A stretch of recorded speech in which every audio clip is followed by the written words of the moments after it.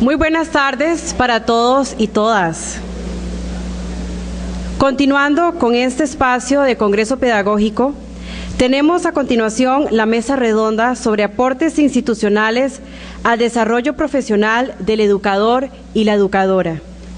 Participan en este máster Emma Fernández Jarquín del Instituto de Desarrollo Profesional, máster Marisol Vidal Castillo de la Universidad Nacional, máster Damaris Morales Hernández de la Universidad Técnica Nacional y máster Eida Calvo Arias del Colegio de Licenciados y Profesores. Como moderadora para esta ocasión nos acompaña la doctora Yarit Rivera Sánchez. Muy buenas tardes, me complace moderar esta mesa redonda que básicamente pretende brindar información acerca de los aportes institucionales al desarrollo profesional del educador y de la educadora. En este caso, la mesa la vamos a organizar del siguiente modo, siendo que tenemos dos representaciones de universidades nuestras, estatales, y tenemos la participación del Ministerio de Educación y del Colegio de Licenciados y Profesores en Letras, Filosofía, Ciencias y Artes. De modo que vamos a empezar con la participación de Marisol Vidal, para luego seguir con Emma, Eida y luego Damaris Morales. Muy bien, entonces voy a un poco hacer referencia al currículo de cada una de las compañeras que integran esta mesa redonda. En el caso de Marisol Vidal, Marisol tiene un bachillerato y una licenciatura en Ciencias de la Educación con énfasis en Educación Rural de la Universidad Nacional, una maestría en Administración Educativa y experiencia laboral como educadora en primaria en contextos rurales, académica en el CIDE, vicedecana en el Centro de Investigación y Docencia en Educación CIDE del 2003 al 2005, coordinadora de la maestría en Educación Rural Centroamericana 2011-2012 y básicamente Marisol ha solicitado también que pueda decirles a ustedes que es una educadora comprometida con la educación latinoamericana. Luego, nuestra participante Emma Fernández Jarquín es jefa del Departamento de Investigación y Desarrollo Educativo del Instituto del Instituto de Desarrollo Profesional Uladislao Gámez. Tiene en su formación un experto universitario en administración con especialidad en supervisión educativa, tiene una maestría en administración educativa, una licenciatura en evaluación, una licenciatura, bachillerato y profesorado en ciencias de la educación con énfasis en educación preescolar, un diplomado en formación de formadores. Como experiencia, Emma ha sido subdirectora del Centro Nacional de Didáctica que teníamos antes en el país, ¿recuerdan ustedes?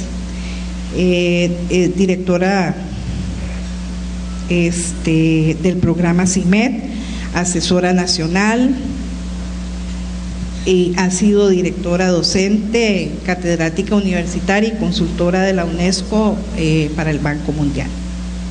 Eida Calvo tiene un profesorado en ciencias, un bachillerato y una licenciatura en biología, maestría en administración educativa, inicia su labor en zona rural y pasa luego a laborar en el área urbana. Es docente en educación secundaria y universitaria, fue asesora de ciencias en la Dirección Regional de Educación de Heredia, desde donde impulsó los procesos de ferias científicas como un medio para promover la investigación desde los primeros años de escolaridad. Actualmente es la jefa del Departamento de Formación Académica, Profesional y Personal del Colipro. Eita igualmente dice que es una educadora convencida de que la educación es el motor que moviliza la sociedad para alcanzar un mejor desarrollo social y económico en un ambiente democrático en equidad. Y finalmente, la compañera Damaris Morales Hernández es máster en Administración Educativa de la Universidad Florencio del Castillo y licenciada en esa misma especialidad por la Universidad de Costa Rica. Tiene también una licenciatura y bachillerato en primero y segundo ciclos. Es licenciada en evaluación, tiene especialización en la metodología por competencias y además de eso es especialista en filología y pedagogía. Es la directora del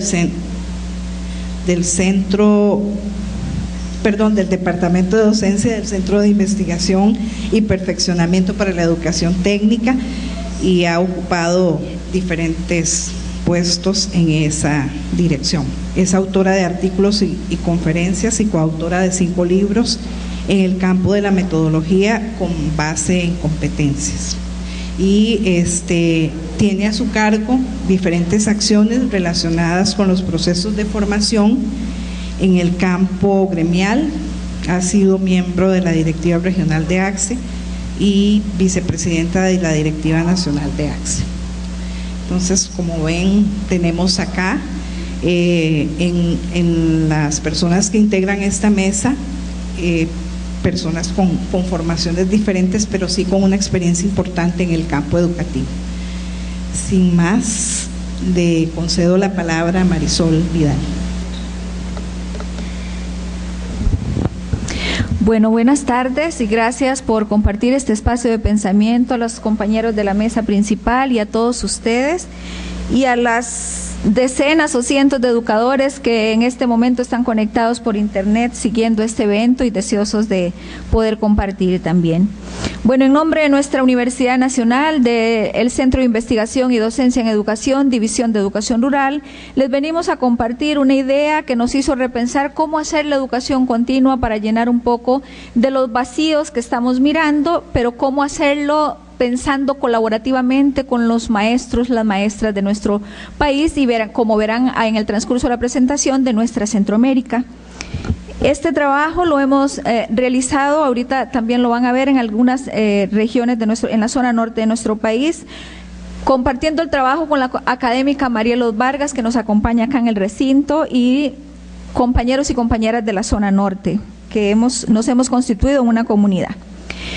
Y queremos dedicar este trabajo a esos treintena más o menos de maestros y maestras de los 6 circuitos escolares de la zona norte de nuestro país, por atreverse a soñar, por no renunciar a los sueños de que otra escuela es posible, pero también por permitirnos abonar esperanza de que trabajando juntos lo podríamos lograr, y por darnos la mano para tejer afectos, ¿verdad? Eso es fundamental en la educación y en la escuela, para construir conocimiento, que también nos corresponde hacer eso como centro de educación superior, y para forjar lo que hemos llamado el renacer de la escuela, es decir, necesitamos otra escuela. Pero también a los miles y miles de educadores de nuestra América Central que apuñan silencios cuando el dolor llega, que levantan conciencias para no repetir historias y que hacen patria en la soledad de sus escuelas. A todos ellos también queremos dedicar este trabajo, porque cuando venimos a estos eventos les informamos que estarán. En el transcurso de la presentación van a ver las fotos. Las fotos son reveladoras del trabajo que hemos podido construir gracias al empeño que ellos han notado. La de acá es en Nicaragua y la otra en las escuelas donde hemos llevado a darnos la mano para hacer renacer la escuela. Pero antes de empezar a compartirles qué es lo que hemos hecho diferente y cómo lo hemos hecho, queríamos plantear estas preguntas para que juntos reflexionemos. ¿Para qué es la educación? ¿Para qué es la escuela? ¿Cómo aportar al renacer de la escuela? Porque por eso estamos aquí reunidos, ¿verdad?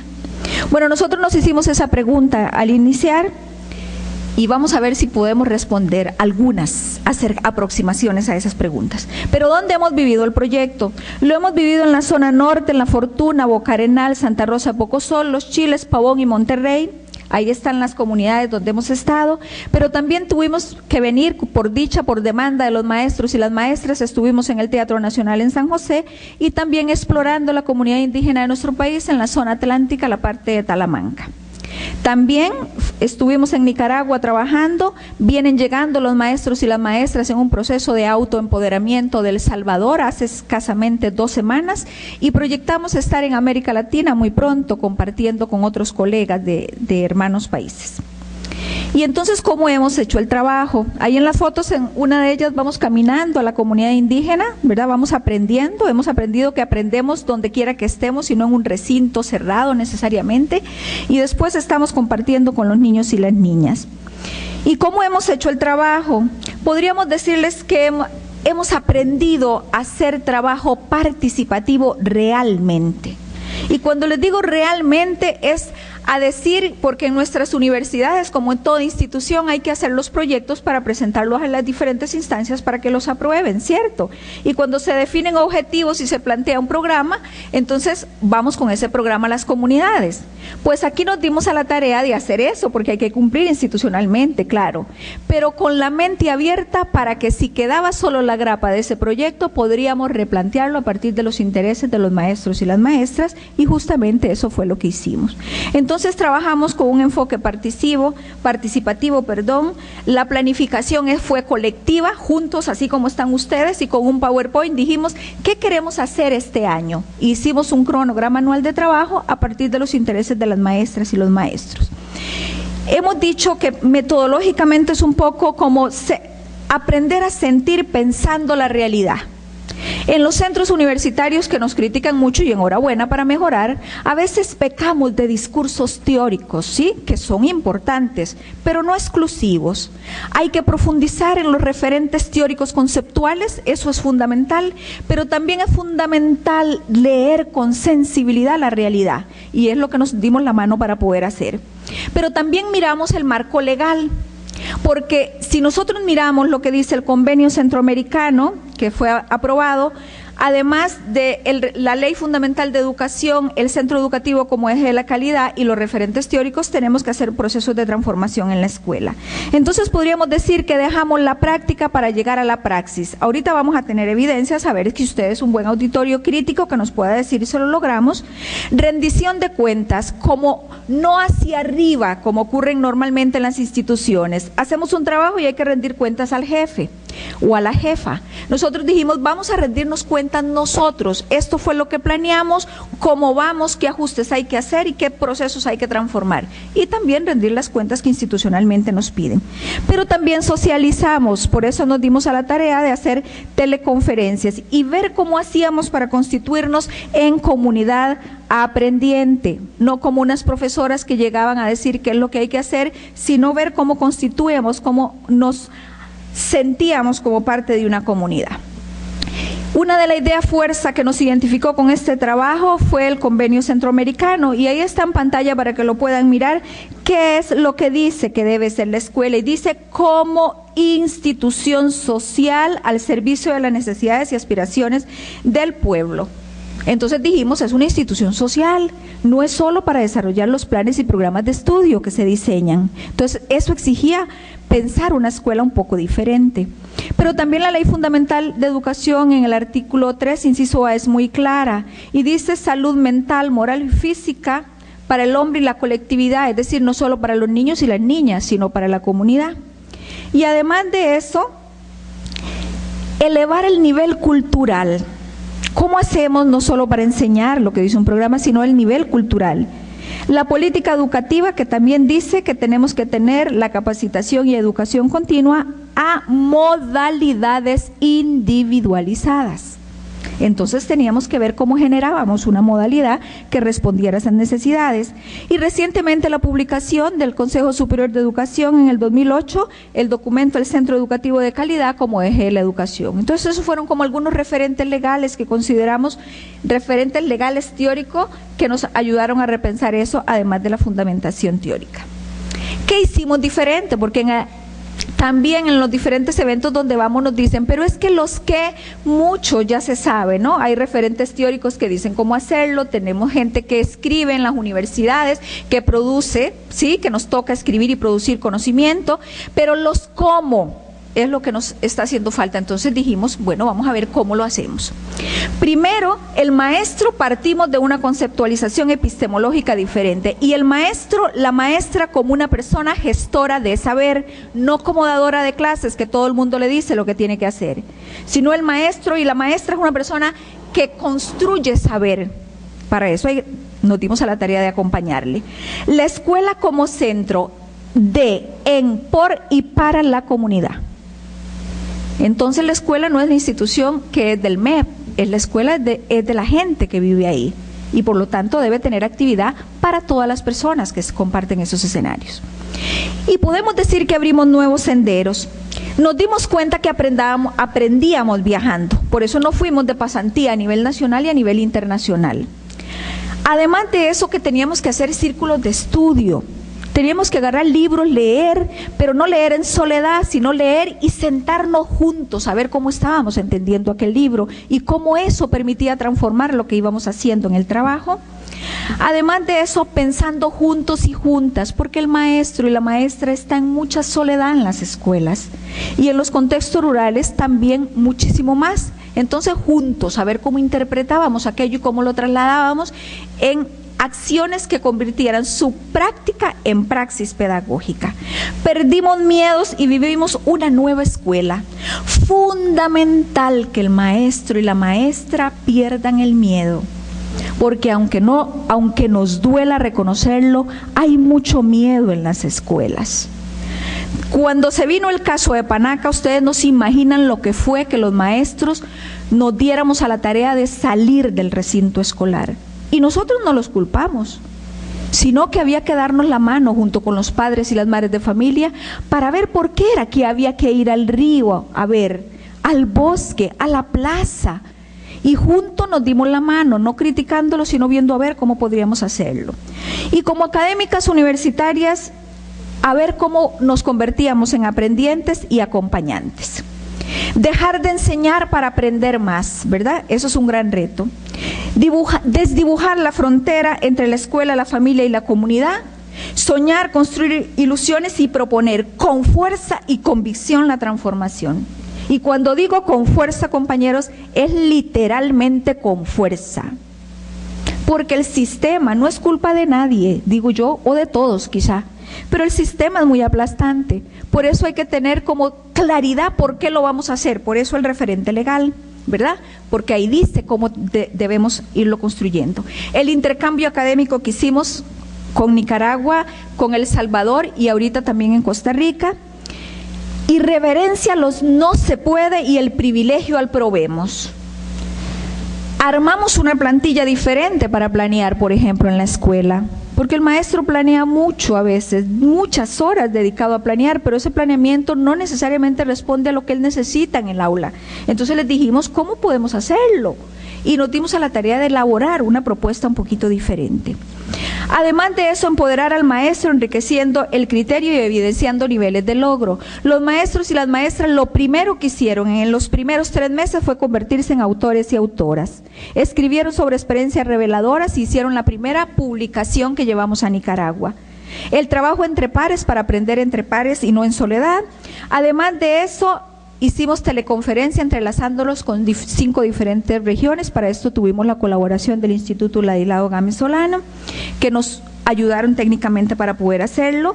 Y además planear y evaluar pensando el sentido de la escuela. Si la escuela es centro de cultura, ¿cómo tiene que ser la evaluación? Entonces, pareciera que debiera ser un poco diferente y nos dimos a la tarea de proponerlo.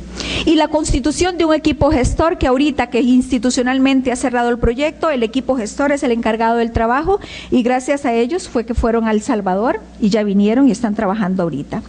Además, cómo contextualizar el currículo y lograr pertinencia curricular, ¿verdad? Que eso es otro de los desafíos y que nos dimos a la tarea de hacerlo.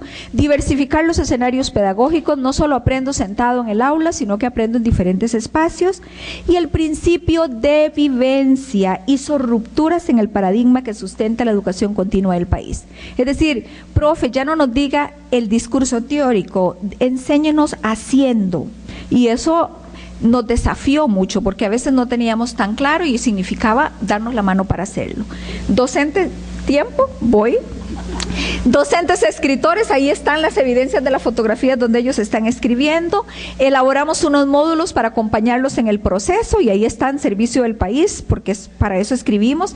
En lectura y escritura elaboramos otro módulo para acompañarlos y otro muy importante módulo que escribimos fue para que la familia se incorporara a pensar la escuela junto con el maestro. Entonces hicimos este módulo exclusivamente para los señores de la comunidad, la pasantía a Nicaragua, el informe que ya se fue, y a cierre les decimos que la educación continua genera profesionales y comunidades educativas aprendientes, pero debemos trascender los cursos cortos, la persona enseñante, el aula como espacio rígido, la disciplina del silencio y el miedo.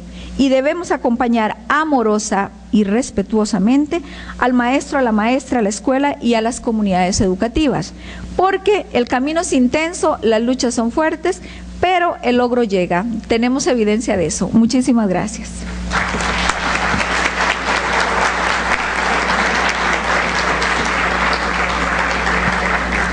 Muchas gracias, Marisol. Le concedo ahora la palabra a Emma Fernández. Bueno, muy buenas tardes. En realidad estamos todos entre amigos, amigas y con un mismo lenguaje, nuestra educación, nuestra formación, nuestro desarrollo profesional, por qué camino vamos, hacia dónde queremos llegar y qué es lo que queremos de nuestro país. Como apasionada de la educación, porque en realidad soy apasionada de la educación, la vivo constantemente y trato de disfrutarla cada día, en todo lo que hacemos. Es cierto, tenemos altos y bajos, pero es importante disfrutar lo que hacemos día a día. Y en el Instituto de Desarrollo Profesional Oladilao Gámez hemos tratado de llegar a crecer y de que todos crezcamos conjuntamente en un desarrollo profesional, en una formación permanente y en aspectos que son importantes de lo que nosotros llevamos como calidad a cada una de nuestras aulas.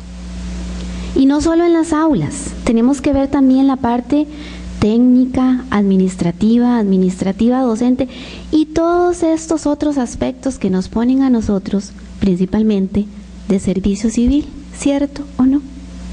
Y que todos tenemos que ver cómo encajamos dentro de todos estos aspectos. El Instituto de Desarrollo Profesional, basado también en el Código de Educación de Costa Rica, en donde todo maestro debe mantener en alto su dignidad profesional, con su devoción a la escuela, con sus esfuerzos en el propio mejoramiento intelectual y moral, y con su celo en la inmediata defensa de los intereses de la enseñanza.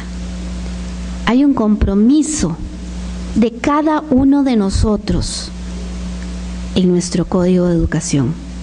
Pero ¿cómo hacemos día a día con todas esas tareas en donde hay un Código de Educación, hay una ley de carrera docente que también nos dice en 1953, en alguno de sus aspectos, dice: establece como deberes de quienes ejercer la profesión docente son los siguientes: asistir a actividades inherentes a su cargo, conferencias, a los actos escolares para las cuales se ha convocado por autoridad competente, ampliar su cultura y acrecentar su capacidad pedagógica por medio de los cursos y actividades de mejoramiento profesional que promueva el Ministerio de Educación. Pero aquí sabemos que no es solo el Ministerio de Educación el que promueve mejoramiento profesional. CONARE promueve mejoramiento profesional, COLIPRO promueve mejoramiento profesional, los sindicatos promueven mejoramiento profesional. Estamos sintonizados, Creo que sí. Pero ¿cómo hacemos en esa sintonización para que todos canalicemos los esfuerzos y lleguen a donde tienen que llegar? No como islas separadas, no, sino como un ente concreto y que todos lo podamos trabajar conjuntamente. Es por ello que en el 2008, o sea, hace unos añitos, se crea el Instituto de Desarrollo Profesional Uladilao Gámez. ¿Dónde nace el Instituto de Desarrollo Profesional Uladilao Gámez? ¿Recuerdan el antiguo CENADI? Muchos años, el Centro Nacional de Didáctica, con el que estuvimos trabajando, hacíamos materiales, hacíamos capacitaciones, etc. El CENADI, con la nueva reestructuración, pasa una parte a la Dirección de Recursos Tecnológicos y en la otra nace el Instituto de Desarrollo Profesional. ¿Y en qué fecha? 1 de febrero del 2008. Es un órgano descentralizado del Ministerio y tiene como objetivo consolidar una red de desarrollo profesional permanente del personal del sistema educativo y responder a las necesidades de un nuevo modelo de capacitación y actualización permanente. ¿De acuerdo con qué? Con todas las prácticas que hay en este mundo y con todas las mejoras que nos podamos nosotros también construir. En estos aportes institucionales al desarrollo profesional, que ahí les conté un poquito, el instituto, para poder llegar a establecer dentro de sus aspectos, se basa principalmente en ciclos de vida profesional. ¿Cómo? ¿Por qué esos ciclos de vida profesional? Tenemos que estudiar, tenemos que investigar esos ciclos de vida profesional para saber dónde estamos, qué necesidades de capacitación tienen nuestros docentes y que podamos llegar en realidad y ser efectivos en el aula. Entonces veamos dónde nos encontramos. Cuando entramos a trabajar, y les voy a pedir aquí a cada uno que comencemos a recordar cuándo iniciamos. Yo me voy a basar en el ciclo de vida profesional de los estadios de Sykes, pero está Huberman, está Lindbergh, hay otros. Pero nosotros tratamos en el instituto de que este es como el que más se acerca a nuestras situaciones de necesidades de capacitación para poder nosotros generar esa actualización. Entonces recordemos que cuando teníamos 21 y 28 años, ¿se acuerdan? ¿Ok? Una etapa de cierta incertidumbre en la cual se busca la identidad profesional y cómo acomodarse al ambiente institucional y gestionar situaciones de aula. Los que iniciamos y llegamos al aula a veces decíamos, ¿y ahora yo estoy aquí? ¿Qué hago? ¿Quién me ayuda? ¿Quién me da inducción? ¿Qué caminos busco? Bien, lo vamos superando. El instituto ahora tiene sus procesos de inducción y los trabajamos con las direcciones regionales. Bien, pasamos los 28 años y llegamos entre los 28 y los 33 años. ¿Qué hacíamos nosotros en esa edad? La persona profesional de la educación adquiere un compromiso con la enseñanza y se da un periodo que se cuestiona la identidad profesional y se consolidan las habilidades para enseñar. O sea, puedo decir que ya puedo estar en el aula y ya puedo jugármela, ¿verdad? Y buscar innovación educativa dentro del aula. Y podemos comenzar a decir también, bueno, me faltan algunas otras herramientas. Y resulta que ya llegamos entre los 30 y los 40 años, que es un periodo de sentar cabeza y donde se consolida la profesión docente y las relaciones familiares. Aquí estamos como un poquito ya con más experiencia y podemos buscar otros ámbitos también de capacitación y de formación permanente. Otros ya vamos llegando entre los 40 y los 55. ¿Qué les parece? Y Y dice que aquí se manifiesta una crisis reflexiva acerca de la carrera de la familia y la identidad, y hay una reflexión en donde se entra a proponerse mejoras, mientras que a otros puede ser que no, ya para qué, estoy en esta edad, voy a disfrutar lo que tengo, pero no me voy a procurar y promover, buscar, mejorar mi desarrollo profesional. Y cerramos este periodo de desarrollo profesional un poquito más de los 50 años. Yo sé que en educación continuamos, es muy difícil no dejarlo, más si queremos lo que hacemos y lo disfrutamos cada día. Y es revisar lo vivido durante el ejercicio profesional docente. Las personas docentes se sienten en libertad de expresar lo que sienten, y en esta etapa en algunos disminuye el entusiasmo, pero en otros más bien se genera ese entusiasmo. Entonces, partiendo de este ciclo de vida, el instituto, con sus áreas de trabajo, retoma estos aspectos, y en el área de investigación, planes y programas, seguimiento, evaluación, certificación y gestión de recursos, dice, bueno, tenemos que hacer un diagnóstico nacional para ver las necesidades y la detección, pero en ese diagnóstico nacional no solo entran las instituciones, entran las universidades, entra Colipro, y entran todas aquellas entidades que sienten esa necesidad de que tenemos que mejorar y mejorar nuestras competencias, porque están ahí, pero tenemos que ver cómo crecemos cada día.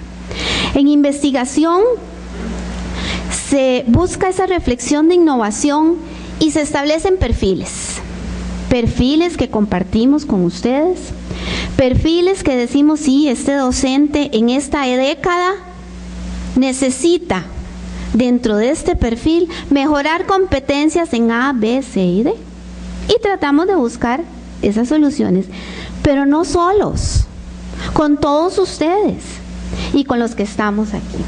Muchas gracias. Bien. Dentro de todas estas áreas nosotros buscamos los aspectos, y esos aportes llegan no solo con alianzas estratégicas de redes de apoyo, organizamos jornadas, talleres, conferencias, cursos, seminarios, videoconferencias, foros, entre otros, hacemos intercambios circuitales, sistematizamos información, y quiero como cerrar así a grandes rasgos de algunos aspectos, elementos con los que hemos trabajado conjuntamente con ustedes. 4 cursos virtuales de lectura inteligente, cursos virtuales de TICS, cursos de metodología por indagación, curso de lógica de matemática, un curso de enseñanza del inglés. Esto por supuesto que hay convenios con estos procesos. Cursos impartidos en el marco del Plan 200 en el 2011, conjuntamente con CONARE, 4.125 la población beneficiada, cursos de gestión por competencias, curricular, etcétera. Bueno, ahí les va a quedar a ustedes estos aspectos, y como instituto tratamos de que estos brazos colaboradores llegue a todos, pero está en que todos busquemos de corazón cuál es nuestra formación, hacia dónde vamos, cuál es ese desarrollo profesional, esa formación permanente de búsqueda que tenemos en el camino. Y los invito a que nos visiten. Creo que aquí nos vemos constantemente y eso es importante. Esas investigaciones que hay ahí, esos perfiles que tenemos actualizados, esos diseños de diagnóstico y detección de necesidades que no solo trabajamos con los docentes, sino también con aquellos que lo necesitan. Muchas gracias.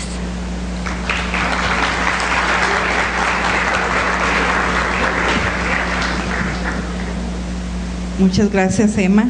Les informo que se ha integrado a la mesa la compañera Marielos Vargas Morales, quien sustituye a Marisol Vidal, porque Marisol tuvo que retirarse por una situación familiar muy especial. Le concedo entonces la palabra a Eida Calvo, compañera del Colegio de Licenciados y Profesores. Muy buenas tardes estimados educadores y expositores extranjeros que nos acompañan, que también son educadores.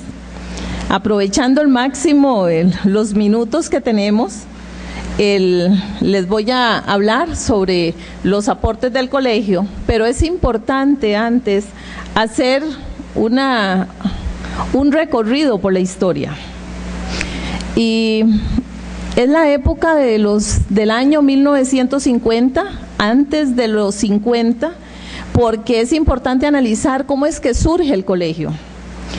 Tenemos que en 1941 es cuando la Universidad de Costa Rica nace, se dio el acontecimiento de la Revolución de 1948, está la creación del Consejo Superior de Educación en 1953, la Ley Fundamental de Educación en el año 57 y el sufragio femenino en 1953. Son como asideros muy importantes para luego entender que el 20 de noviembre de 1950, mediante la ley 1231, es que nace el colegio. Pero obviamente previo a esta fecha tiene que haberse dado, porque en la historia del colegio esa parte no la tenemos, tiene que haberse dado una serie de luchas, de iniciativas, de conversaciones, de gestiones para llegar a constituir el colegio que hoy tenemos. Y la asamblea fue convocada por el rector de la Universidad de Costa Rica de ese entonces, don Fernando Baudrit, y nos dice que esa convocatoria fue un 10 de febrero del 51. Y vemos que la cantidad de personas que participaron, a lo sumo, fue 22 personas, de los cuales 8 eran licenciados, y entre ellos tenemos a don Fernando y a don Carlos Monge Alfaro, que era el decano de la Escuela de Letras y Filosofía, y a 14 licenciadas, que eso es lo que dice en los libros históricos del colegio. Y entre ellas está doña Ligia, doña Elsa y doña Victoria.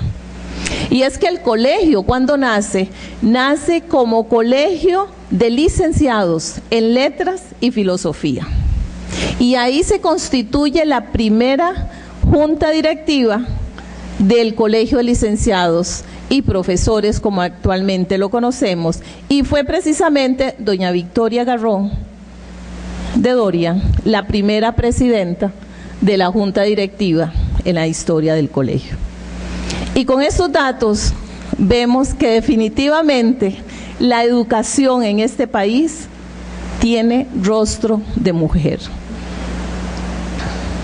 Posteriormente, en el año 72 se modifica la ley 1231 y entonces tenemos la ley 4770 y se le cambia el nombre al colegio, al nombre que tenemos actualmente como Colegio de Licenciados y Profesores en Letras, Filosofía, Ciencias y Artes. Esto que permitió el poder ingresar al colegio profesionales de otras disciplinas que estaban graduados, que querían pertenecer a un colegio, precisamente a un colegio de educadores, pero tal y como estaba inscrito o consolidado anteriormente, no les permitía el ingreso.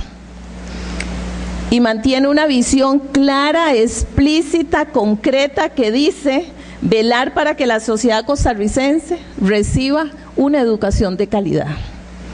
Y esto, estimados educadores, es un gran reto para el colegio.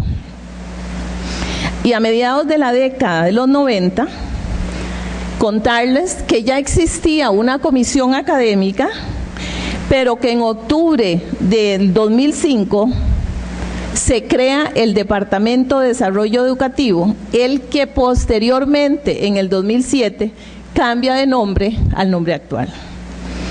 Y este departamento viene a ser el departamento que va a impulsar una serie de actividades de educación continua, como ustedes bien conocen. De manera que, como departamento, tenemos el encargo de atender e impulsar todos aquellos espacios que promuevan el desarrollo de las personas colegiadas.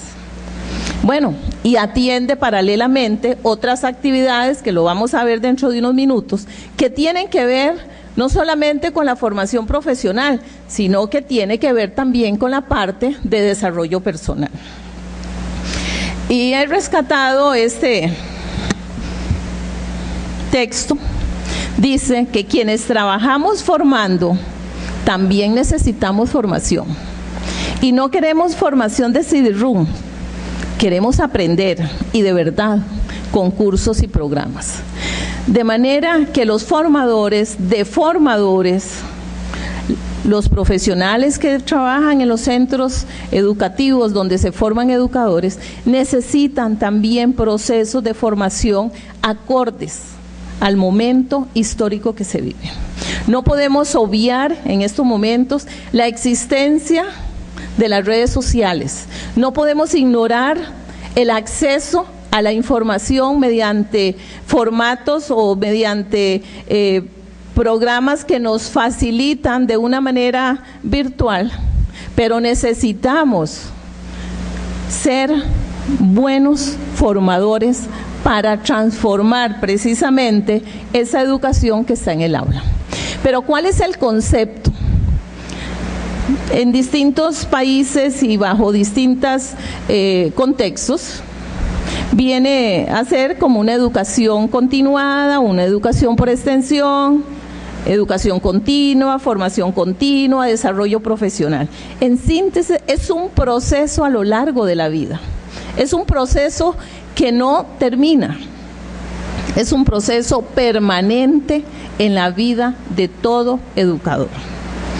Y he planteado dos preguntas. ¿Cuándo aprendemos y quiénes aprenden? Aprendemos siempre y aprendemos todos. Cuando somos lo suficientemente humildes para reconocer que somos sujetos,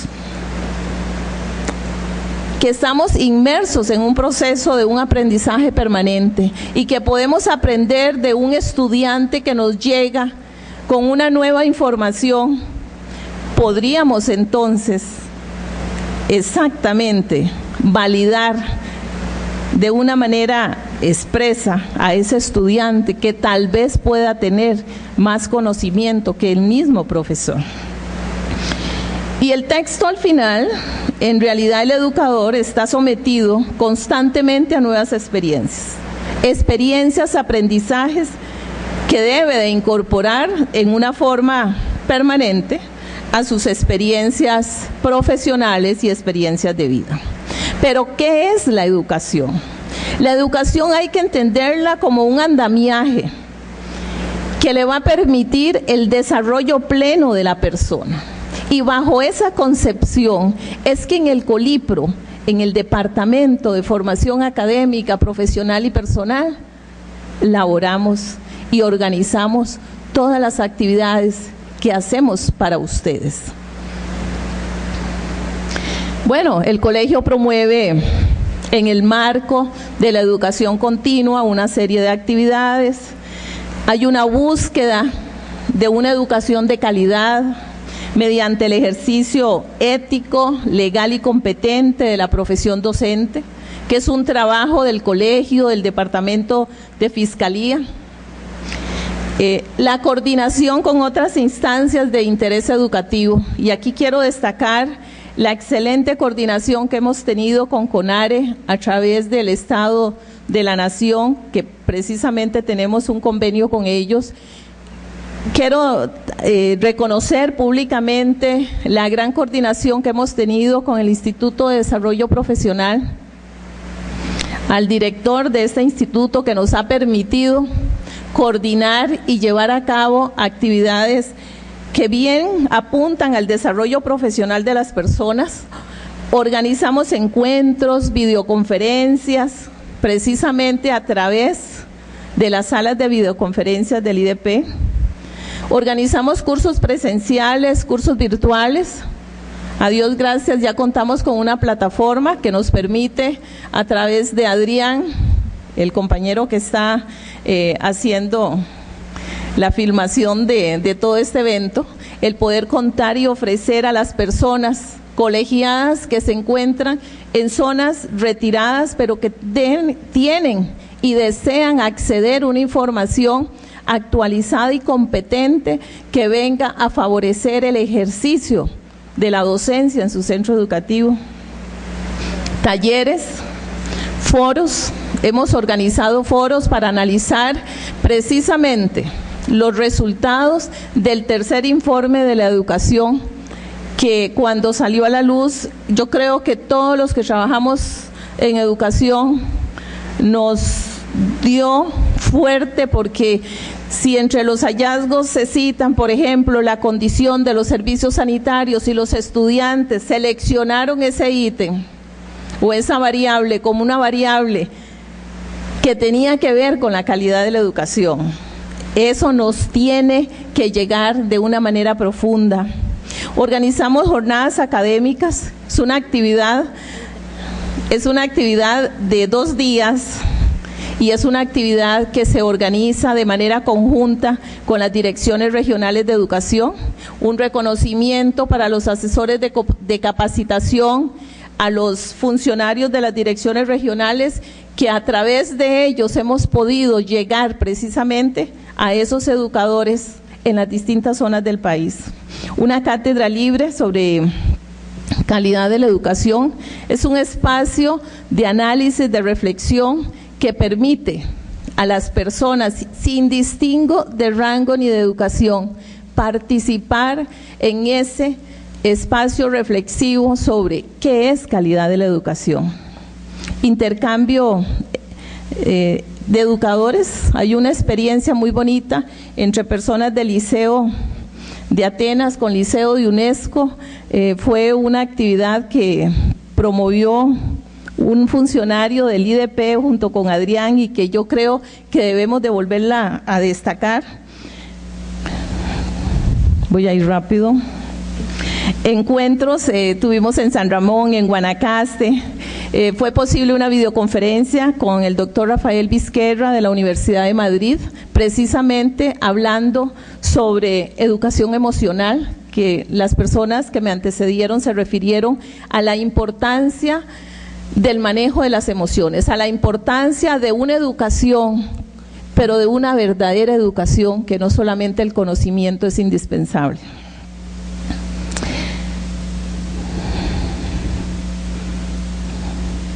Estas son una muestra de las actividades del año 2011. Se organizaron a lo largo del año 98 cursos de corta duración, 215 cursos, están distribuidos por mes a lo largo del año. Los participantes en los cursos logramos atender y los tenemos identificados por mes en cada uno de los cursos. Y aquí quiero detenerme un momento. Logramos agrupar todos los temas de las actividades y nos encontramos que el tema, el gran tema o el gran eje donde pedían más actividades tenía que ver con cambio de actitud y cambio de conducta. No era tanto qué tanto sé de matemática o qué tanto sé de estudios sociales, no. Los educadores están buscando otras cosas. En total atendimos a 5.343 personas a lo largo de todo el año. 287 personas colegiadas se vieron favorecidas con ayudas económicas que el colegio les otorgó para que pudieran asistir a otros congresos, a otras actividades, incluso hasta fuera del país. Tenemos convenios, como les decía hace unos minutos, que es una actividad que permite aportar ambos, Colipro y la contraparte, y al final de cuentas los favorecidos son los educadores. Así que tenemos un convenio con CONARE, un convenio con el INIE de la Universidad de Costa Rica. Tenemos también otros convenios con instituciones de interés educativo muy interesante, con Flaxo, por ejemplo. Hay una unidad de desarrollo que le llamamos Unidad Cultural, Recreativa y Deportiva, pero está dentro del marco de desarrollo personal, porque creemos que las personas colegiadas necesitan Paralelamente a la adquisición de nuevos conocimientos, necesitan actividades que conduzcan a una buena salud mental, a un desarrollo personal pleno. Y eso es una de las tareas a las que nos vamos a enfocar este año. Voy a pasar rápido. En total, atendimos en actividades de desarrollo personal 12.862 personas, más las personas en actividades académicas. Y aquí tenemos, es como un abanico de actividades que hemos desarrollado durante este año y que son importantes para el colegio y son importantes para ustedes, porque al final de cuentas, lo que nosotros hacemos llega precisamente a los educadores, que son los empleados del Ministerio de Educación. No podría ser de otra manera. Y coincido con doña Emma Fernández, tenemos que unir esfuerzos, y no solamente entre instituciones educativas, tiene que ser comunidad, tiene que ser otros escenarios políticos importantes en este país para poder de manera conjunta mejorar la educación en este país. Nuestro lema, mejores profesionales, mejor educación. Y si trabajamos nuestro lema, apuntamos a la calidad de la educación. No me voy a detener en esto, ya tengo el tiempo vencido, pero les dejo los mensajes que están acá. Yo creo que todos los educadores, indistintamente de donde estemos trabajando y el puesto que estemos desempeñando, queremos hacer las cosas bien, pero bien hechas. Y para eso tenemos que trabajar de manera conjunta. El Colipro, el departamento, está para apoyarles. Muchas gracias.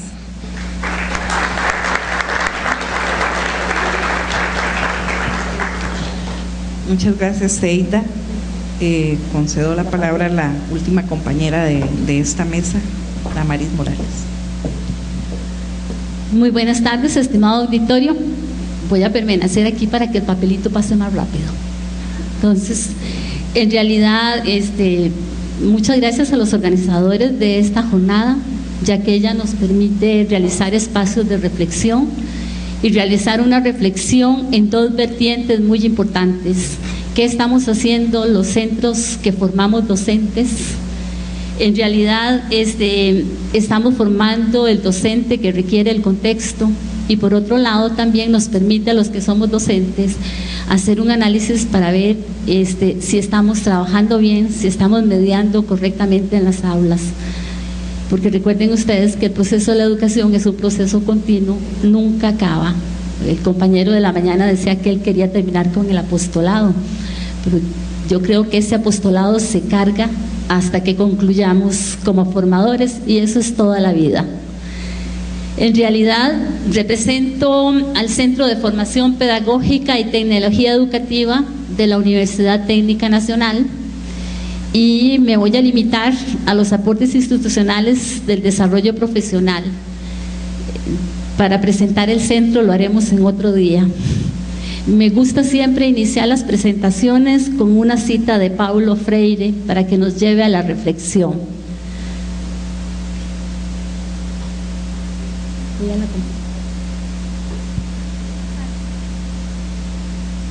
No, bueno, en realidad siempre nos come la tecnología.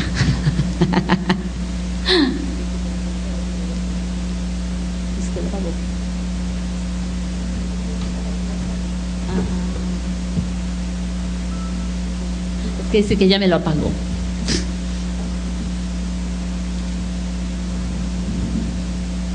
Bueno, voy a leer la cita. Si aparece, ustedes pueden observarla y este documento les va a quedar en la memoria. Para Paulo Freire, en 1993, dentro de sus textos, él dice que necesitamos un sujeto de praxis, de acción, de reflexión sobre su mundo, alguien que es sujeto y no objeto, que constituye el conocimiento en su interacción con el mundo, con los demás, que organiza su propia experiencia y aprende de una manera que le es original y específica. Si vemos la cita que nos sirve de reflexión, el trabajo de las instituciones de formación bajo este precepto es un trabajo bastante arduo para tener un docente o un aprendiente que complete todos estos elementos que plantea Freire. Como tengo que hablar de los aportes, quería informar, el Centro de Formación Pedagógica y Tecnología Educativa es un centro muy nuevo. Fue creado en septiembre del 2009, cuando se crea la Universidad Técnica Nacional. Está orientado a la educación permanente en el campo de la pedagogía. Y además trabajamos específicamente en el área de la educación técnica. Todas las carreras que formamos son del área de la educación técnica, del subsistema. Y en este momento estamos ofertando a los estudiantes un bachillerato en la enseñanza de las especialidades técnicas. Este bachillerato ya tiene sus primeros graduados y además tiene una salida de profesorado. Ustedes saben que el CIPET siempre dio un profesorado en educación técnica, pero este bachillerato nos lo propuso CONARE, nos lo aceptó el Servicio Civil y tiene una salida de profesor, porque eso es sumamente importante en el campo de la formación. Ser profesor, ser maestro, es importante. El bachiller solamente es un grado académico. Además, tiene un perfil de ingreso diferente. De hoy el compañero planteaba un dato muy interesante y me llevó a la reflexión. Damos por un lado la pedagogía y por el otro lado la disciplina. Sin embargo, la disciplina se da en la misma universidad. Por lo que el perfil de entrada en este momento al centro es un diplomado universitario en cualquier especialidad técnica de las atinencias del Ministerio de Educación Pública. Y con ese diplomado, más lo que da la universidad, entonces ellos llevan la parte específica de su profesión y el centro les forma en pedagogía. En realidad, este bachillerato presenta cursos innovadores porque son las exigencias del contexto. Estamos trabajando en cursos de mediación de aulas virtuales, porque ahora prácticamente trabajamos con cursos mixtos y entonces es esencial que los docentes puedan dominar esta temática. Y además nos interesa mucho la transposición didáctica para las disciplinas diferentes, digamos, que se ofertan en las especialidades.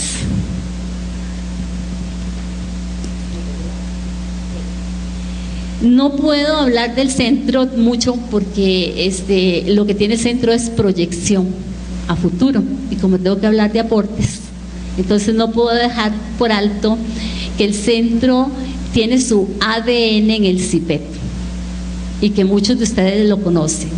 El CIPET por más de 30 años formó docentes en el área técnica de este país. Y en realidad, aunque no es del CIPET, sufrió una transformación, lo mejor del CIPET se quedó en el centro.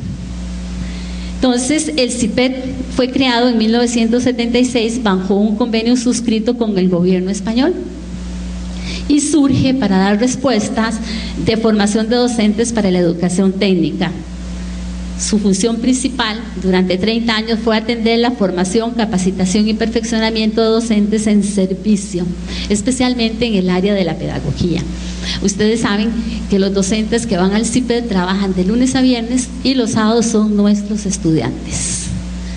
Entonces, porque no podemos dar clases en otro día. Ahora todas las universidades estamos trabajando los sábados, pero durante muchos años fuimos la única institución en el país que ofertaba sus clases el sábado. Este centro nace porque cuando se forman los colegios de educación técnica en el país no había profesores calificados para impartir las lecciones, sino que los mismos egresados del colegio o los especialistas de las industrias eran los que daban los cursos en los diferentes colegios. Por eso se vio la necesidad de crear una institución. Teníamos el convenio con el gobierno español y la cooperación española. Entonces ellos gustosos crearon el centro de formación, teníamos instalaciones y una serie de cosas, entonces como que todo se conjuntó para que creáramos este centro. Este centro, a través de todos sus años, cuenta con 33 carreras aprobadas por el Consejo Superior de Educación, cuando éramos educación superior no universitaria. Estas carreras están definidas en varias áreas, en el área industrial, con diferentes modalidades como mecánica, general, electrónica, electrotecnia y otras especialidades. En el área agropecuaria, fitotecnia, zootecnia, mantenimiento industrial, agroindustria. En el área de servicios, que son las carreras de secretariado, contabilidad, informática, y un área que se creó después, que fue el área integral, que son las 2 carreras de familiar, social y comunal y artes industriales, y que tenemos un convenio con la Universidad Nacional para el bachillerato. Estas carreras no desaparecen, le pertenecen a la Universidad Técnica Nacional. Se está trabajando en ellas y luego comunicaremos qué vamos a hacer con ellas. Asimismo, este centro fue creado totalmente, no solamente en la parte de los cursos, en la parte de la formación, sino en la parte de la producción de recurso didáctico. Y siempre mantuvo un centro especializado de publicaciones en los que se editaban libros, revistas, boletines y todo lo que se requería prácticamente para la formación de los docentes. En el año 1998 nos dimos cuenta que el modelo que teníamos se estaba agotando y que requeríamos un nuevo modelo para trabajar y para aportar al país docentes más actualizados. Por eso hicimos análisis de muchos modelos de varios países y al final tuvimos una relación con los colegios para universitarios de Canadá, la ACDI, la ASC, y con ellos establecimos un convenio que nos permitió elaborar un modelo por competencias. Ese modelo es un modelo que inclusive está inconcluso porque cada vez hay que irlo revisando más cosas. Ahora, ¿por qué era importante un modelo diferente? Para cumplir con el agotamiento del otro modelo. Porque trabajamos en la educación técnica. Y recuerden ustedes que la educación técnica es más del hacer. Y era importante cómo trabajar el hacer. Entonces, desde 1994, de todas formas, el centro estableció el constructivismo como su modo y como su enfoque para laborar. Por supuesto, con el aprendizaje significativo y todos sus autores y todas. Entonces, ya nosotros teníamos esa parte. Empatarlo con lo que tenía y con lo nuevo que viene fue muy fácil para la institución. ¿Qué aportes de este modelo, digamos, hemos tenido en la formación de docentes? Bueno, muy importante, definir las carreras de acuerdo a los requerimientos del contexto. Eso es sumamente importante porque estamos cumpliendo con lo que la sociedad exige. Aunque ustedes saben que la sociedad evoluciona más rápidamente que las carreras nuestras, porque nosotros necesitamos un tiempo para evaluar una carrera y saber si realmente tiene pertinencia o no tiene pertinencia. Mientras hacemos este proceso de evaluación, que es cuando salen los primeros graduados, ya el mercado, la tecnología y todo lo demás va más adelante que nosotros. Pero sin embargo, siempre hay que adelantarse al proceso.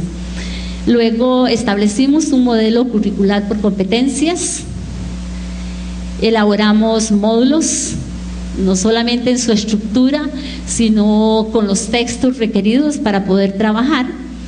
Y algo importantísimo con esta metodología, y es lo que le estamos enseñando a los docentes, es que cambió la forma de mediar. Ustedes saben que pedagogía es sinónimo de mediación pedagógica. Y entonces la forma en cómo la gente fue cambiando y adquiriendo unas metodologías más activas, pues entonces, porque cuando usted da una carrera de formación, cualquier curso que usted dé a sus estudiantes se convierte en un curso didáctico.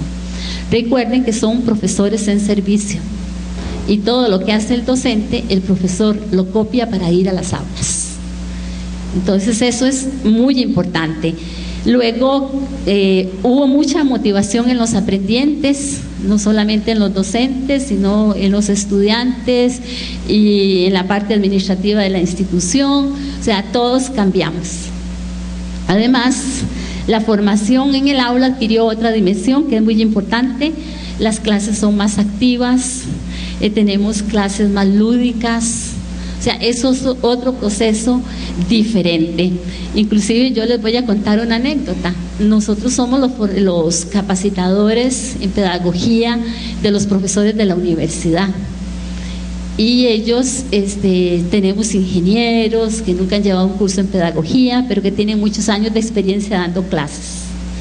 Cuando llegamos y les damos una capacitación utilizando técnicas más activas, más motivadoras, más lúdicas, ellos dicen que eso es solo para la escuela, que en realidad a nivel universitario ya no se requiere.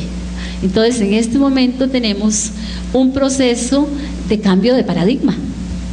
O sea, el que las clases sean activas, que sean lúdicas, no significa que sean para la escuela, sino que es para cualquier nivel de la educación. Asimismo, el CIPET ha aportado al país 425 docentes. De la década del 80 solamente formamos 103 docentes, porque el Ministerio de Educación Pública tenía que firmar el ingreso de cada docente al centro. Entonces la población era muy pequeña.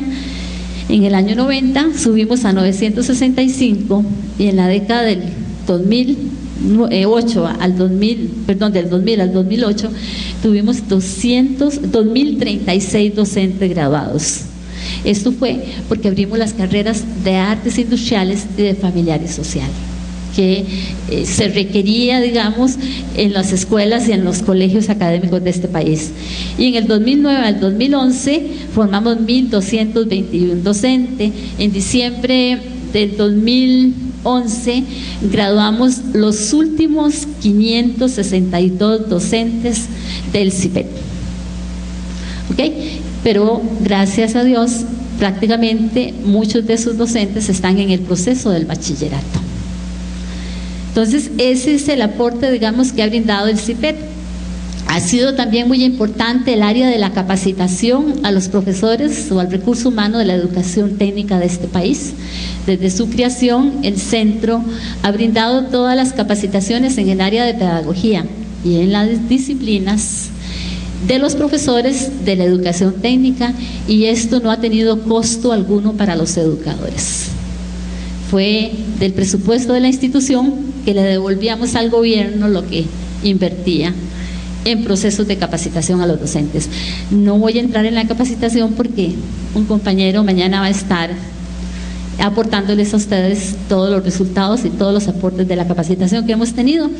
Y cierro con otro texto que dice: desde un enfoque holístico se ha de considerar que en nuestra sociedad surgen nuevas demandas en la formación de las competencias profesionales y psicológicas y especializadas para los docentes que se interesan en ingresar al mercado laboral educativo. Entonces, este es el reto que tenemos todas las instituciones de formación de docentes en el país. Muchas gracias.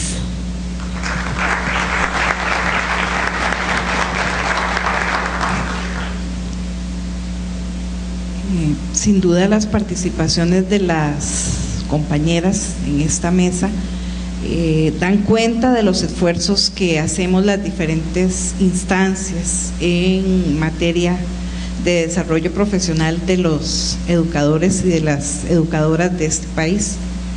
Sí, desde luego surge la necesidad, y creo que algunas de las compañeras lo mencionaban, de podernos poner en sintonía y construir una propuesta, discutirla juntos, una propuesta que sea relevante y pertinente para el desarrollo profesional de los docentes y las docentes de educación permanente en sí.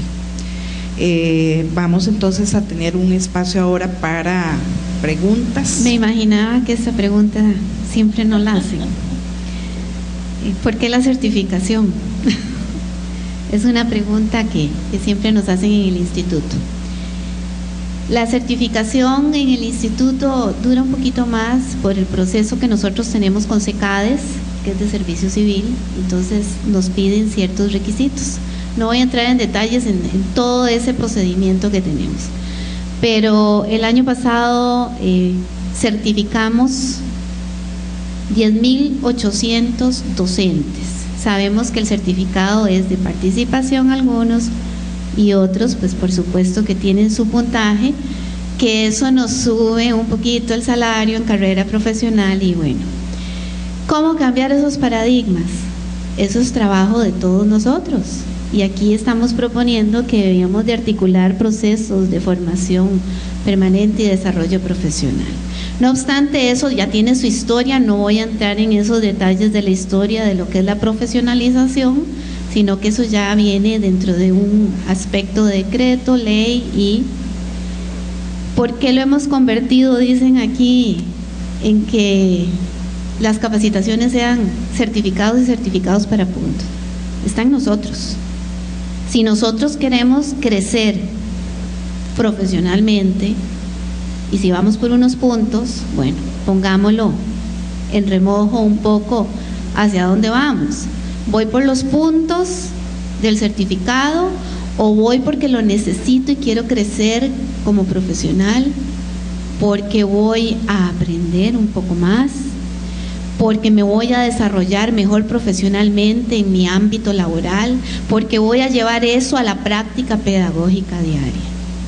Bueno, ahí les dejo yo la reflexión en ese sentido. Lo otro también nos preguntan, los vínculos. Sí, por supuesto, tenemos vínculos con todas las instituciones, hay convenios, hay cartas de entendimiento, hay contrataciones, un sinfín de aspectos administrativos de gestión, que se podrían decir que es un sistema de gestión que tiene el instituto y que por ello tenemos contacto y relación con todas las entidades, con ONGs, con instituciones nacionales e internacionales, con Colipro, con el Magisterio Nacional en conjunto, con Senarec, o sea, con todo lo que tenga que ver con capacitación y actualización, tiene que ser regido por el instituto y estamos con las puertas siempre abiertas para ello. Tenemos trabajos también conjuntos con la Universidad Nacional, con la Universidad de Costa Rica, con el INIE, con la Universidad Técnica Nacional también, por allá con Damaris hemos trabajado en algunos otros momentos, con la mayoría de los que estamos aquí hemos tenido esa relación. Y creo que queda otra por aquí. Me preguntaban la articulación con los asesores regionales. Bueno, los asesores regionales hubo un momento, según decreto, de capacitación y se creó hasta la plaza de capacitación en desarrollo profesional y dependían del Instituto de Desarrollo Profesional, pero hubo un nuevo reglamento, otro decreto y eso ya no, bueno, ellos ya no pertenecen al instituto, pero sí son los representantes de nosotros en las direcciones regionales y a través de ellos pues canalizamos todas las funciones que son de capacitación, por supuesto que a través de la dirección de la asesoría pedagógica. Bueno, tengo 3 preguntas, las voy a unir. Cuando se organiza una actividad como esta, es una actividad abierta a todo público. Y siempre desde un ambiente de respeto y de trabajo conjunto se invita tanto a las instituciones de educación pública como a las instituciones privadas. Algo pasó, pero se les invitó. Con respecto a los convenios, me preguntan que si existe con la Universidad Nacional. Tal vez no existe un convenio escrito, pero en la práctica existen muchas actividades que constantemente nos apoyamos mutuamente y coordinamos en forma permanente. Con las universidades, con las escuelas formadoras, mantenemos un acercamiento Incluso a través de CONARE, esta actividad, los organizadores Colipro y CONARE permite conversar sobre temas relacionados con la formación docente, que es el tema de fondo de este congreso. Y me dirigen una pregunta que le comentaba doña Emma. Doña Emma hizo un estrato de edades, habló de los 45 años y me preguntan si podríamos a los 45 años tener un año sabático para aportar al sistema educativo. Yo creo que, ¿qué dicen ustedes? Todos lo desearíamos, ¿verdad? Pero en la práctica eso es gobierno y eso es ministerio y aquí yo ya no puedo opinar. Tal vez doña Emma si quiere ampliar con ese año sabático.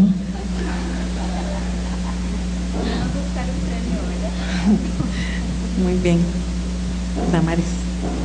Ok, me hacen dos preguntas que no las puedo enlazar porque son totalmente diferentes. En una me preguntan por qué CONARE solicitó a la universidad la apertura del bachillerato. En realidad CONARE no lo solicita, la universidad lo presenta. Y no sé, no se ha visto por la Comisión de Decanos y Decano de Educación porque la Universidad Técnica Nacional está en proceso de incorporarse a CONARE y no estamos todavía dentro del proceso de CONARE. Sí, bueno, aquí están mis compañeras curriculistas que son las que trabajan en todo este proceso. Estamos en la Comisión de Conformación de la Universidad Técnica Nacional, estaba la representación de CONARE. Y a raíz de que había una representación de CONARE, cuando se redactaron todas las carreras que tiene en este momento la Universidad Técnica Nacional, fueron revisadas por la Oficina de Planificación, fueron avaladas, pero no nos hemos incorporado a CONARE. Esa es la situación. La siguiente pregunta se las trae. En realidad, ustedes saben muy bien que yo no conozco muy bien el proyecto que tiene el Ministerio de Educación Pública en el área de la música, de la educación física, familiar, social y comunal y artes industriales. Hasta ahora, con todas estas cosas, he escuchado un poquito a don Leonardo hablar de la situación. En realidad, la carrera de educación familiar y social es una carrera integral, donde tiene procesos de construcción del hacer en diferentes disciplinas como corte, tecnología de alimentos, pero también tiene la parte del desarrollo de valores. O sea, es una carrera muy amplia, muy bonita. En esta carrera, pues a veces cabe meterle otros procesos. Las carreras integrales, por ejemplo, en Europa, se llaman artes manuales. Y se llaman artes manuales, pero tienen las dos dimensiones, lo que da artes industriales, más lo que da formación social y comunal y familiar. El perfil, nosotros dimos durante muchos años esta carrera, que se fue actualizando constantemente y tiene un buen perfil, por eso las educadoras de este país y los educadores han logrado insertarse en las diferentes instancias dando ciertos cursos.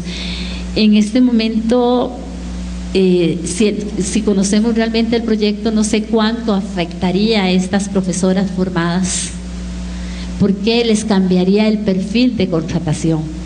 Eso tendríamos que hacer un análisis, es como otro seminario o un taller, o las gentes interesadas en reunirse, con mucho gusto me ofrezco a colaborar, pero no puedo. O sea, no es mi competencia la resolución, pero como institución podríamos colaborar en asesoría, en el análisis de lo que está y quizás en que ustedes mismas lleven una propuesta hacia el ministro. No todo está escrito en piedra. Las cosas se pueden cambiar. Muchas gracias. Muchas gracias a las compañeras que han aportado a la temática de esta mesa y les vamos a entregar un signo de agradecimiento por la participación.